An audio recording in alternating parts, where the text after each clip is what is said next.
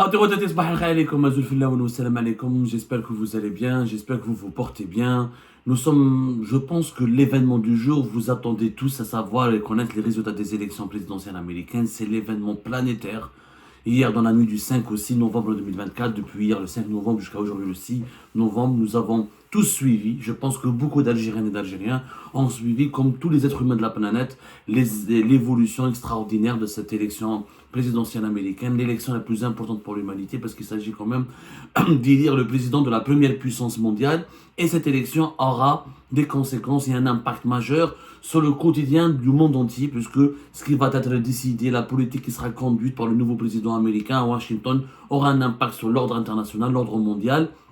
Et de facto, elle aura aussi des conséquences sur l'ensemble des pays à travers le monde, peu importe les continents, peu importe les régions. Les Algériennes et les Algériens s'intéressent beaucoup en tout cas. Peut-être qu'ils ne connaissent pas, mais ils s'intéressent beaucoup aux États-Unis d'Amérique, comme beaucoup de pays dans la région, au niveau africain, dans le monde arabe, ou là en Afrique du Nord. Les États-Unis d'Amérique, ça fascine, ça intéresse, ça interpelle. Et la politique américaine est très importante pour l'Algérie. Il faut savoir qu'à l'heure actuelle où je vous parle, Donald Trump est donné gagnant. Voilà, Donald Trump est donné gagnant. Il a revendiqué une large victoire. Pour le moment, les résultats officiels ne sont pas tombés à 100%, mais déjà plusieurs chefs d'État étrangers félicitent Donald Trump qui a revendiqué sa victoire. Les États clés, c'est-à-dire les États, les États-Unis d'Amérique, vous le savez, vous avez certainement suivi depuis hier, les médias internationaux ont suffisamment expliqué, mais on exerce les particularités du vote américain. On ne va pas élire directement le président, le chef d'État, le président de la République. On va élire des grands électeurs. C'est un système fédéral à travers une cinquantaine d'États. Les 50 États qui composent les États-Unis d'Amérique, on va élire donc Donald Trump, on va élire le président qui va remporter le nombre de plus grands électeurs. Pour le moment, on a les résultats qui sont disponibles. Donald Trump l'a remporté avec 568 voix contre 534 voix. Non, ça c'est 200 et quelques plutôt. Là, c'est un autre résultat. C'est un résultat qui a été testé dans un bar-café parisien qui lui-même, bar américain à Paris, qui lui-même essaye donc à chaque élection présidentielle américaine de créer un vote fictif où les Américains de Paris essayent de voter. Mais pour le moment, aux États-Unis d'Amérique, c'est Donald Trump qui est en train de gagner. Les États clés comme la Géorgie, la Pennsylvanie, le Nevada, pour le moment, le dépouillement des votes donne Monsieur Donald Trump comme gagnant. L'émir du Qatar, Erdogan, le chef du gouvernement espagnol, Emmanuel Macron, le chancelier allemand, tout le monde sont en train de féliciter Donald Trump. Bon, l'Algérie n'a pas encore réagi officiellement, elle va réagir certainement plus tard, elle va adopter un peu plus de prudence. Et en tout cas, la victoire de Donald Trump est en train de se dessiner sous nos yeux. Donald Trump va revenir au pouvoir, va revenir à la Maison Blanche. Un scénario extraordinaire qui a alimenté des craintes, des controverses, de nombreuses analyses. Et bien sûr, nous, à notre niveau, on va s'intéresser à l'angle, du point de vue algérien, à l'angle algérien. Quelles seront les conséquences pour l'Algérie d'un retour au pouvoir de Donald Trump? Eh bien, je peux d'ores et déjà vous dire, il faut tenez-vous bien, il y aura des conséquences importantes, des conséquences même dangereuses pour le régime Tebboune. Alors, j'essaie d'être très pédagogue et d'expliquer un petit peu j'essaie d'obtenir le dernier résultat de Donald Trump. Les informations seront actualisées petit à petit. Mais donc, alors, le dernier résultat en live, un retour de Donald Trump au pouvoir. Voilà. Le dernier résultat parle de 267 grands électeurs qui sont acquis à Donald Trump, qui ont été d'ores et déjà élus, alors que Kamala Harris a récolté pour le moment 224 grands électeurs. Donc large victoire pour le moment pour M. Trump. En termes de millions de votes, il y a plus de 70 millions de votants qui ont déjà voté en faveur de Donald Trump et de son camp, alors que pour Kamala Harris, il y en a pour 65 millions. Donc 51%, presque 52% des votes ont été récoltés par Donald Trump, dont la victoire semble vraiment, parce qu'aux États-Unis d'Amérique, c'est un système État par État, comme je vous ai expliqué. Donc chaque État annonce le dépouillement et la fin des résultats, et la fin de ou l'annonce officielle des résultats du vote localement, et on comptabilise le nombre des États où les victoires de Donald Trump ont été confirmées, et c'est sur cette base-là qu'on peut d'ores et déjà affirmer que Donald Trump est, franchement, personne ne pourra pour le moment empêcher quasiment sa réélection ou là son retour aux États-Unis d'Amérique. C'est tout simplement historique. C'est historique parce que c'est quelqu'un qui revient de loin, Donald Trump. Il y a eu une campagne médiatique contre lui, il y a eu des procès de justice, il y a eu tellement de polémiques, il y a eu des accusations graves, il y a eu des poursuites pénales, et malgré tout ça, il a eu même une tentative d'assassinat, etc. C'est quand même très impressionnant le parcours et le retour, comment dirais-je, de Donald Trump au pouvoir. Qu'est-ce qui va changer dans le monde? Alors, c'est très difficile de schématiser. Grosso modo, j'essaye de résumer un peu la doctrine politique de Donald Trump. Ce qui a été dit durant sa campagne électorale, ce qui a été dit par ses proches, par ses idéologues, par ses conseillers, par ses partisans, toute la littérature géopolitique qui a été écrite et qui a été produite autour du programme de Donald Trump se résume en un seul mot: l'Amérique d'abord. Il est attendu trois axes majeurs dans la politique qui sera menée par Donald Trump. 1. Renforcer l'économie américaine, son indépendance, notamment son indépendance énergétique. 2. Relancer la rivalité avec la Chine. Donald Trump se concentre essentiellement sur la Chine. Il veut absolument empêcher que la Chine ne détrône la place de première puissance mondiale, ne vole la place de première puissance mondiale aux États-Unis d'Amérique. Donc Donald Trump, pour lui, la priorité, c'est la Chine.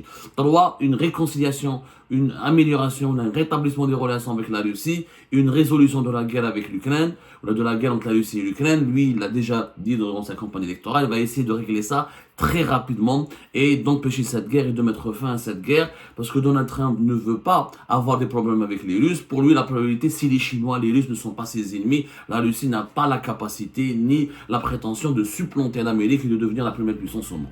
Ça, les trois axes. Alors, plus, on va dire, un affaiblissement des relations entre les États-Unis et l'Europe, puisque Donald Trump voudra réduire le coût des interventions militaires étrangères des États-Unis et il voudra se concentrer davantage sur des ventes d'armes et sur la relance du business et des exportations militaires américaines. Donc Donald Trump est partisan d'une politique où je ne vais pas faire la guerre partout pour les beaux yeux de mes alliés, où je vais essayer surtout de gagner de l'argent, de renforcer les emplois et la richesse des États-Unis d'Amérique et de me concentrer sur ma rivalité avec la Chine et d'essayer d'éteindre tous les conflits régionaux qui me coûtent beaucoup d'argent aux États-Unis d'Amérique et qui me coûtent beaucoup d'engagement.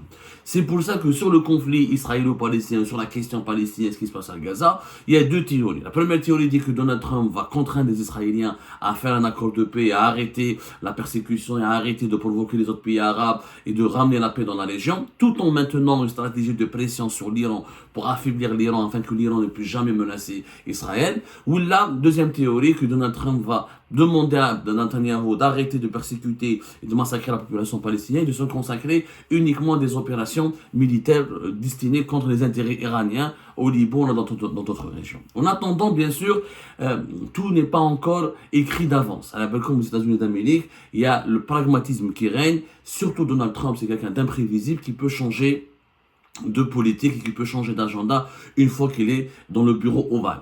Donc on verra ce qui va se passer aux États-Unis d'Amérique. Il y aura l'annonce des résultats en novembre 2024, mais la prise de pouvoir réellement, elle devrait intervenir entre janvier et février 2025. C'est-à-dire il ne faut pas s'attendre à ce que Donald Trump prenne le pouvoir dès maintenant, à partir de décembre, à partir de novembre 2024. Il y a un processus de transition.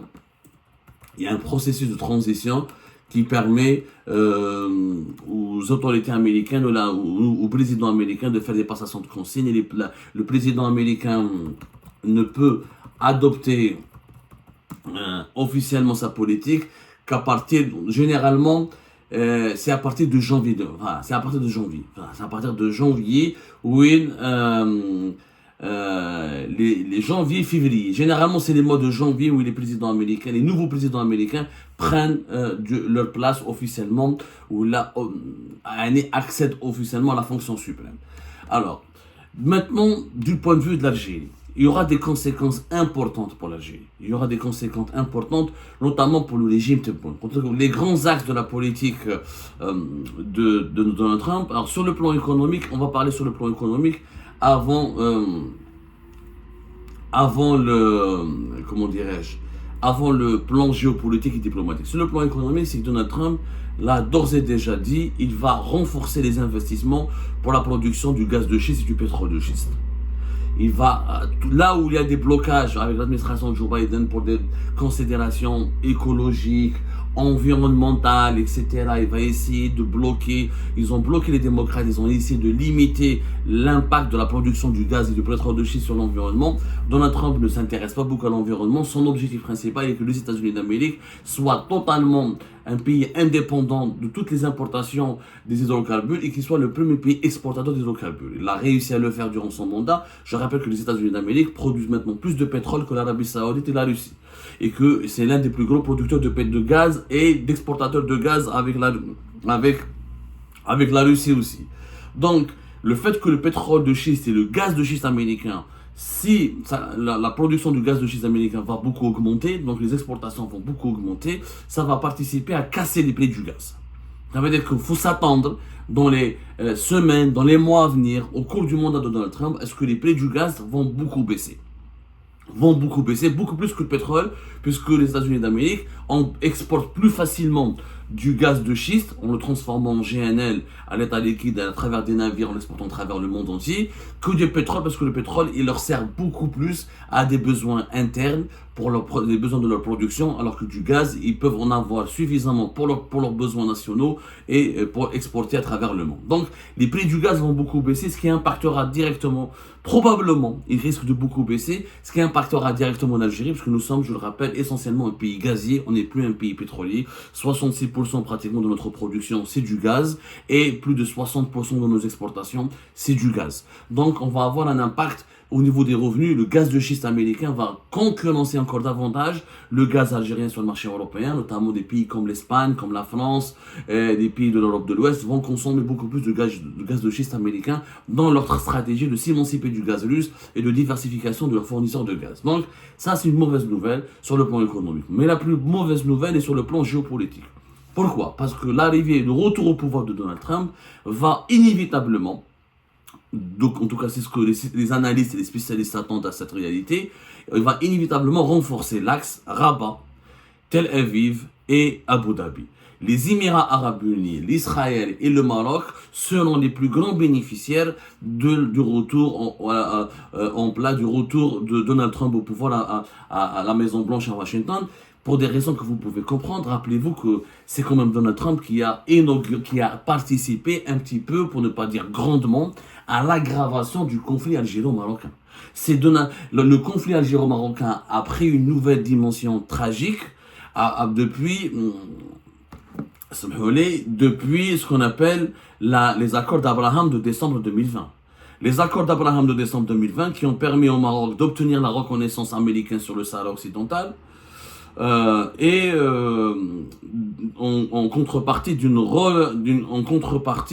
de ce qu'on appelle une normalisation des relations, une officialisation des relations avec l'État d'Israël, donc le Maroc et l'État d'Israël. Et le Maroc, les accords d'Abraham ont été le coup de génie de Donald Trump, qui a totalement, avant la fin de son mandat, juste à la fin de son mandat présidentiel à la Maison Blanche, il a totalement modifié les rapports de force au Moyen-Orient. Il a déstabilisé toute la région du Moyen-Orient d'Afrique du Nord en permettant à Israël d'avoir des relations officielles avec 4 pays arabes importants, les Émirats Arabes Unis, le Bahreïn, le Soudan et le Maroc. Notamment au Maroc, ça a permis aux Marocains d'obtenir la reconnaissance officielle de leur souveraineté sur le Sahara occidental par les États-Unis d'Amérique, pilier de l'ordre mondial, première puissance mondiale et l'un des piliers du Conseil de sécurité de l'Organisation des Nations Unies. Et depuis cette date-là, les relations se sont beaucoup détériorées avec le régime algérien, puisqu'Israël s'est implanté au Maroc, et ensuite, fin décembre 2020, l'inauguration des liaisons aériennes entre le Maroc et Israël, ensuite une série de visites de hauts responsables israéliens au Maroc, ensuite le fameux accord de défense militaire entre le Maroc et Israël en novembre 2021, ce qui a poussé le régime algérien à se radicaliser à l'égard du Maroc, à craindre, à se méfier du Maroc et à considérer le Maroc comme une menace existentielle, puisque il va s'armer, il est devenu le petit protégé d'Israël et le déploiement potentiellement des forces armées israéliennes, des services de renseignement israéliens, et de cette alliance militaire et diplomatique avec Israël, a exposé l'Algérie, du point de vue du régime algérien, à tous les dangers existentiels. Il y a eu donc des ruptures de relations diplomatiques en août 2021, ensuite la fermeture des liaisons aériennes, ensuite jusqu'à 2024, où l'Algérie, le régime Tebboune a instauré un système de visa, l'obligation de se munir d'un visa pour que les Marocains puissent se rendre en Algérie. Donc, depuis les accords d'Abraham de décembre 2020, les relations entre l'Algérie et le Maroc n'ont pas cessé de se détériorer parce que le régime algérien s'est senti menacé, s'est senti rabaissé, s'est senti blessé par cet adoubement, par tous les avantages et tous les privilèges et tous les soutiens qui ont été accordés par les États-Unis d'Amérique et Israël aux voisins marocains. Maintenant, Kidja Joe Biden, le fameux accord, parce qu'il y a eu les accords d'Abraham, donc entre les Émirats Arabes Unis, les États-Unis, l'Israël et le Maroc, mais il y a eu entre les États-Unis et le Maroc et Israël d'autres accords, qu'on appelle ça les accords tripartites, ou la déclaration tripartite. La déclaration tripartite, qui a été faite en décembre 2020, elle a été partiellement gelée par l'administration Biden. Il était initialement prévu que si Donald Trump était resté au pouvoir et s'il n'avait pas perdu son élection en 2021 face à Joe Biden, il était essentiellement prévu que, en 2020-2021, s'il était resté au pouvoir, s'il n'avait pas perdu sa dernière élection, sa dernière compétition face à Joe Biden, il était prévu que les États-Unis d'Amérique ouvrent un consulat américain à Dakhla. Et les États-Unis d'Amérique ne se sont pas contentés de reconnaître la marocanité du Sahara occidental, ils s'étaient même engagés à ouvrir un consulat américain à Dakhla, à apporter une aide importante pour le développement économique du Sahara occidental. On parlait dans cet accord d'un financement d'entre 3 et 4 milliards de dollars et à soutenir les projets marocains avec des partenaires publics et privés marocains, les projets marocains en Afrique de l'Ouest notamment, dans les autres pays africains. Et Israël, donc, en contrepartie, Israël et le Maroc devaient avoir des vols directs, des relations diplomatiques assumées et des projets de coopération. Donc, c'était ça le package. Il y avait donc, il n'y a pas que les accords d'Abraham derrière. Maintenant, le consulat américain, avec les démocrates au pouvoir, il n'y a pas eu de consulat américain à Dakhla. On n'a pas vu de cette aide de 3 à 4 milliards de dollars donnée par les États-Unis d'Amérique pour développer des projets économiques importants au Sahara occidental, pour faire du Sahara occidental une région très développée. Et on n'a pas vu, il y a eu toujours le soutien américain est toujours resté intact. Les démocrates n'ont pas remis en cause leur soutien à la marocanité du Sahara occidental. Mais ils n'ont pas appliqué, les démocrates, tous les engagements qui ont été pris par Donald Trump dans le cadre de la déclaration tripartite. Maintenant, il est attendu que Donald Trump relance cette politique en Afrique du Nord. Et qu'il est possible que Donald Trump, il peut changer d'avis. Il va se dire peut-être qu'il a d'autres priorités. Mais Donald Trump, pour lui, c'est dans son programme, le renforcement du rôle d'Israël dans la région, l'amélioration des relations avec les pays arabes et Israël est un axe majeur, est une priorité. Donc, il pourrait relancer cette déclaration, ses engagements dans cette déclaration tripartite de fin décembre 2020. Et les États-Unis d'Amérique, avec Donald Trump, pourraient ouvrir, si les États-Unis d'Amérique ouvrent un consulat à Dakhla, ça serait un coup dur pour l'Algérie, pour le régime Tebboune. Parce que le régime Tebboune, il en a fait du Sahara occidental une question existentielle. Le problème du régime Tebboune, pourquoi on parle d'humiliation, de recul, de coups difficiles, de défaites? Parce que, contrairement au régime Bouteflika ou au précédent régime algérien, le régime Tebboune, il a fait du Sahara occidental une question existentielle. Le régime Tebboune, il a mis sur le même pied d'égalité la question du Sahara occidental avec la question palestinienne. Sur le même pied d'égalité. Du coup, dans toutes les relations internationales, l'Algérie, dans toutes les réunions des organismes internationaux, dans ses relations avec les autres États à travers le monde, elle parle toujours, le régime Tebboune met toujours en malheur, en lumière, sa position dans le dossier du Sahara occidental. Et il fait du dossier du Sahara occidental une priorité parce que je ne sais pas pourquoi le régime Tebboune estime en tout cas que c'est une cause nationale. Donc à partir du moment où Tebboune a fait du Sahara occidental une cause nationale, alors qu'auparavant elle était un pilier de la diplomatie, elle était un axe majeur de la diplomatie algérienne, mais elle n'était pas une cause nationale. C'est-à-dire qu'elle n'était pas la priorité numéro un de l'Algérie dans ses relations avec les États, les puissances mondiales, dans les autres États de la région, dans les autres États de la planète. Tebboune, dans toutes ses relations avec les États de la planète, au lieu on parle des intérêts, il évoque les intérêts de l'Algérie, il met dans le même programme, dans le même agenda des intérêts de l'Algérie, la question du Sahara occidental. Donc l'ouverture, si Donald Trump ouvre un consulat américain à Dakhla, ça va être une gifle totale pour le régime Tebboune et ça va aggraver l'isolement du régime Tebboune. Pourquoi il y a un risque d'isolement important pour le régime Tebboune? Parce que de l'autre côté, l'autre grand adversaire, le grand ennemi du régime Tebboune, c'est les Émirats Arabes Unis, avec lequel le régime Tebboune s'est disputé de 2021 jusqu'à 2022, jusqu'à 2024. Il y a eu des tentatives de réconciliation, mais ça n'a pas été rendu possible. Les relations sont toujours froides. Et les Émirats Arabes Unis, en 2023, 2022, jusqu'à l'année 2024, il y a eu des campagnes de dénigrement et des graves accusations comme quoi c'est un pays qui menace la sécurité nationale, qui complote avec le Maroc et Israël contre l'Algérie. On a fait des Émirats Arabes Unis un ennemi déclaré de l'Algérie, sauf que les Émirats Arabes Unis seront l'un des alliés majeurs de Donald Trump. Donald Trump, il a des intérêts personnels privés aux Émirats, il a fait des investissements importants et il a même promis à la fin de son mandat, il avait signé un accord d'une vingtaine de milliards de dollars. On parle de 23 milliards de dollars d'accords d'achat d'armes, de vente d'armes plutôt américaines aux Émirats Arabes Unis. Il s'agit notamment des avions F-35, les avions les plus furtifs, les plus modernes, plus des drones extrêmement modernes. Donc Donald Trump s'était engagé vers la fin de son mandat en décembre, c'était franchement entre décembre 2020 et début 2021. Un contrat de 23 milliards de dollars où les États-Unis d'Amérique devaient vendre des drones et des avions furtifs et des munitions extrêmement redoutables. Cet accord a été suspendu par les démocrates, par Joe Biden, parce qu'on m'a fait les Émiratis concernant l'issue et la gestion du conflit au Yémen. Et comme les démocrates avaient peur que les Émiratis utilisent ces armes redoutables pour massacrer des populations au Yémen, l'accord a été suspendu. Mais avec Donald Trump, les Émiratis risquent de bénéficier, de relancer cet accord et les Émiratis seront l'un des pays les plus choyés, les plus protégés, les plus appuyés et les plus soutenus par l'administration américaine. Sauf que c'est un pays qui est considéré comme ennemi par Tebboune.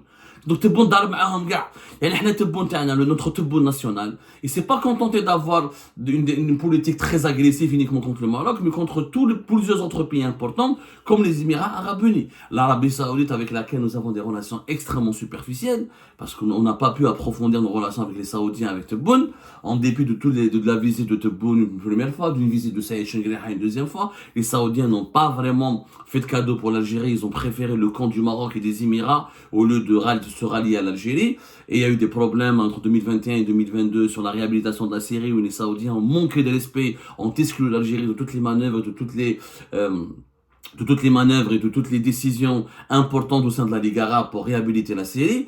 Donc les Saoudiens et les Émiratis seront soutenus par les Américains et ça le régime Tebboune sortira perdant puisque ce sont ses adversaires. C'est-à-dire que la Maison Blanche, Washington, va être du côté des adversaires de l'Algérie. Le Maroc, les Émiratis vraiment, les Saoudiens ensuite, et le renforcement de cet axe, la conséquence générale sera le renforcement de l'axe Rabat, Tel Aviv, Abu Dhabi. Abu Dhabi va accéder à des armes importantes américaines qu'elle pourra utiliser, etc. Non, qu'elle pourra peut-être remettre ou redonner au Maroc au cas où le Maroc a un problème de sécurité nationale ou une confrontation militaire directe avec l'Algérie. Et le Maroc va en bénéficier parce qu'il risque d'arracher aux États-Unis d'Amérique l'ouverture d'un consulat américain.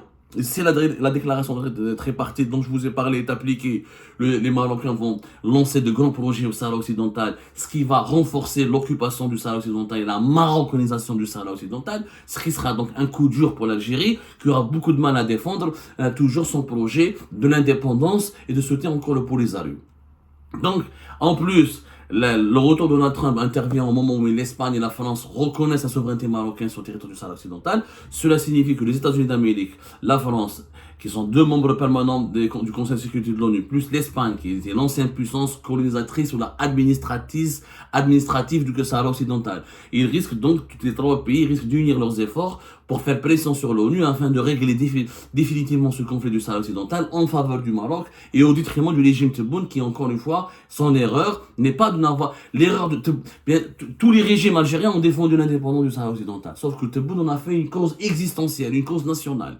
Il l'a élevé au premier rang, il l'a mis sur le même pied d'égalité que les intérêts nationaux. Ce qui fait que l'impact d'une défaite dans ce dossier-là sera terrible pour le régime algérien et le renforcement de l'axe Rabat, Abu Dhabi, Tel Aviv va isoler encore davantage le régime Tebboune, il va exposer le régime Tebboune à d'autres dangers, puisque avec les Émiratis auront des moyens militaires importants avec les Américains, Tel Aviv et Israël aura une protection américaine plus renforcée, le Maroc aura des moyens et une reconnaissance politique plus forte. Ces trois pays donc, pourront ensuite, ensemble, venir en Afrique subsaharienne, venir dans le voisinage direct de l'Algérie, en Libye par exemple, dans les pays du Sahel, en Mauritanie, pour développer de nouveaux projets, de nouvelles coopération pour défendre leurs intérêts au détriment des intérêts algériens. Donc l'Algérie, le régime Tebboune risque de s'isoler encore davantage à cause de sa politique extrêmement inutile. On a connu le premier mandat de Tebboune s'est bagarré méchamment et gratuitement avec les Émirats sans aucun intérêt pour l'Algérie. On a 1000 fois blessé, c'est une dispute, c'est un conflit qui ne sert à rien. Cette politique anti-marocaine très violente, très brutale. Alors on aurait pu appliquer notre politique, tout en l'Algérie aurait pu garder ses intérêts, garder ses positions historiques, tout en maintenant une politique plus intelligente, un petit peu plus diplomatique. Là, on a fait du Maroc notre ennemi absolu, on a fait des Émirats arabes unis notre ennemi absolu, on a fait de leur alliance avec Israël notre menace absolue. Et bien avec Donald Trump, cette menace va s'aggraver encore davantage parce que Donald Trump, l'administration Trump va soutenir ces trois pays, sa taxe Rabat, Tel Aviv et Abu Dhabi. L'isolement, le premier risque, c'est l'isolement, c'est les défaites et les reculs et certaines défaites diplomatiques sur le dossier du Sahara occidental. C'est aussi un recul économique avec le gaz de schiste américain qui pourrait inonder le marché européen. Et c'est aussi une concurrence, un recul de nos intérêts économiques en Mauritanie, dans les pays du Sahel, à cause éventuellement d'une avancée majeure des investissements ou des financements importants des Émirats et des projets marocains dans la région. Donc, c'est ça les conséquences préliminaires auxquelles on peut s'attendre du retour en force de Donald Trump à la Maison Blanche en ce qui concerne la situation de l'Algérie et la situation malheureuse du régime Tebboune.